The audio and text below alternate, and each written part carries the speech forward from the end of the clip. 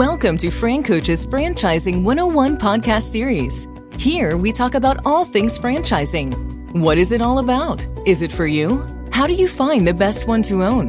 And so much more. Now your host, Tim Parmeter. Hello, everyone, and thanks for tuning in to FranCoach's Franchising 101 podcast. I am Tim Parmeter, founder and CEO of FranCoach and your podcast host. And today I'm the host of the 150th episode of this little thing we call Franchising 101. If I'm being really honest, I don't know that I ever thought I'd get past episode 2. So here we are 3 years later. Thanks to all of you who have listened, followed, subscribed, reached out, actually all of our guests as well, whether it has been our franchise partners, just other experts in the industry, and of course, our clients that have come on to share their experience. Definitely a lot more of the same in the ensuing weeks, months, years, hopefully, of this crazy thing. And also going to bring on some more of our FranCoach team members here over the next few months as we have grown exponentially here in 2023. I'm looking forward to continuing that on, but also kind of sharing who the heck else is around this FranCoach thing. So really looking forward to that. What I want to talk about today, one thing in particular, is really one thing I don't think we have spent much time on, but it is exclusive to franchising. It is one thing that is consistent with every single franchise, and it is a line item of an expense that you are going to have as a franchise owner. It is this pesky little thing called royalties. What the heck is a royalty? Why in the heck am I paying it? When am I paying it? How much am I paying it? And let's be honest, what's in it for me? So we're going to talk about that. But first, as always, let's do a quick reminder of who we are. FranCoach is a national search firm dedicated to working with individuals who are interested in owning a franchise. We are partnered with well over 600 franchisors in about 70 different industries.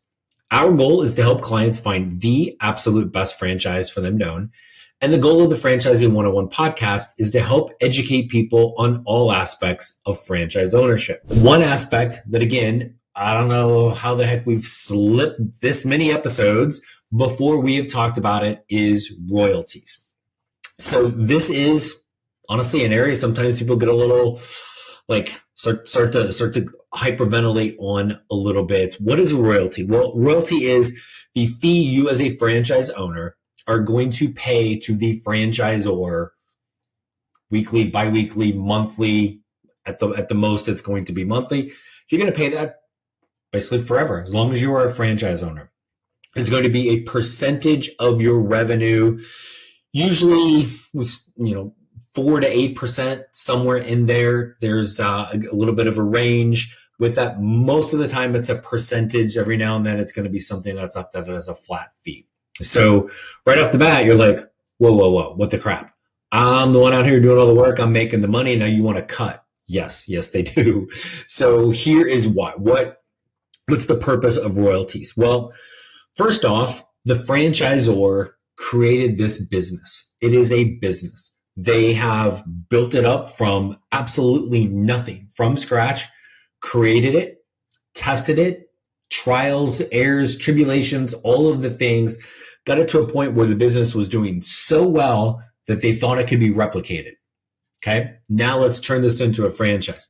From there, that business now is spending oftentimes hundreds of thousands of dollars to take their initial just business that they started, Tim's Sandwich Shop. Man, do I make some good sandwiches.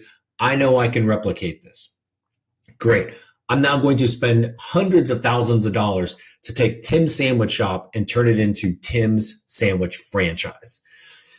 Then from there, I'm going to continue to invest in people, infrastructure, marketing, all of the different things to find franchise owners. Okay. When somebody comes on as a franchisee, the first thing that they're doing when they sign the franchise agreement is they are paying the franchise fee. Franchisors don't really make money off of the franchise fee. That's essentially the cost to get you on board as a franchise owner, to find that person that becomes a franchise owner, their internal staff, everything like that. It's kind of where that goes. So I don't want to say they make zero money, but it's pretty insignificant. from that standpoint, where they make their money on the royalties. So I may spend a couple $100,000 turning Tim's Sandwich Shop into a franchise. Then I've got to find my first franchise owner. That may take a few months, may take 6 months.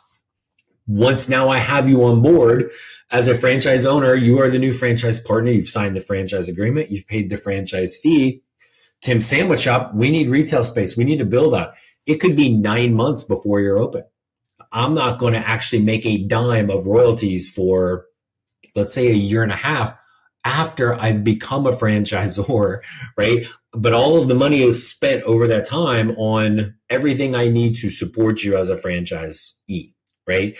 So royalties are really it is a long game for a franchisor, but really as Tim's Sandwich Shop, the founder, right? And now I've turned this into a franchise. It is still at the heart of everything and the core. This is a business.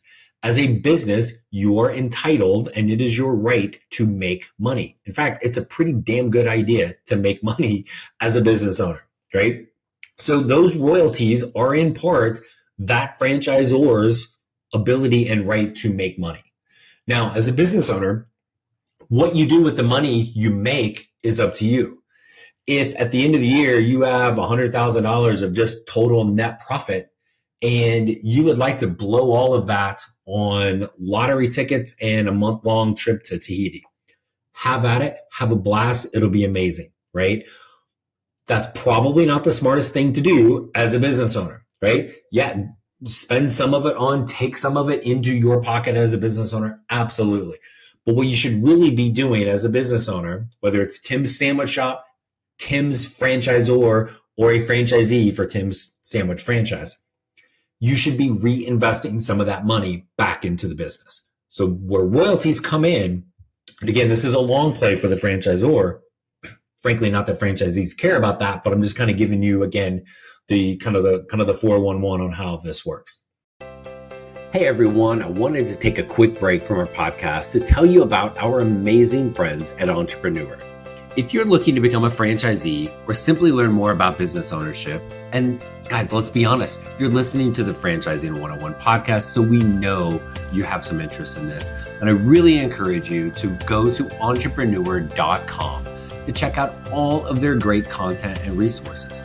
Seriously, Entrepreneur has everything, all the way from a bookstore to the best podcasts, webinars, and videos, plus information on upcoming events and the latest articles that seriously, they cover all aspects of franchising and business ownership. If you're having trouble deciding which franchise is right for you, start with Entrepreneur's renowned Franchise 500 ranking, which highlights the best franchises of 2022. For 45 years and counting now, Entrepreneur has been and continues to be the most widely recognized and respected authority in the franchise market. Digital and print subscriptions are available, so you never miss out on anything. So seriously, what are you waiting for? Go to entrepreneur.com right now and learn more. That money that is coming in, that 6, 7, 8% of your revenue, yes, the franchisor has the right to make a profit off of that. They, again, created it and spent hundreds of thousands of dollars to get to this point. But it is how they are paying for everything else to support you as a franchise owner. There are going to be any number of people along the way that are going to be there from the very beginning to onboarding, to training, to a business coach, to anybody, all the people in the marketing standpoint, the operations, the technology side of things. All of those people and all of the systems in there, those royalties are going to basically pay for them or that, right?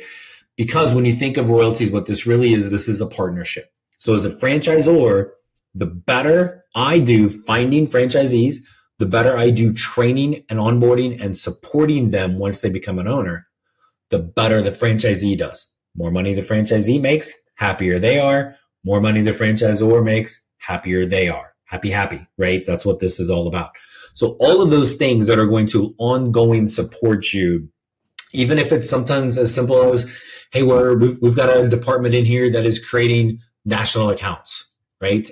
Maybe it is we're constantly sourcing vendors. man, Tim Sandwich Shop, we just got an amazing partnership with this napkin company. We are getting the napkins for our franchisees cheaper than anybody else out there, right? Well, somebody internally within our franchise had to work for that to then pass that on to you as a franchise owner, right? Anything from a marketing standpoint, all of the digital work, the website, the SEO. When you Google Tim Sandwich Shop, right, or you sandwich shop near me, poof, at the top, if Tim Sandwich Shop is always coming up, somebody was working on that internally, right? So you have all of those things going for you.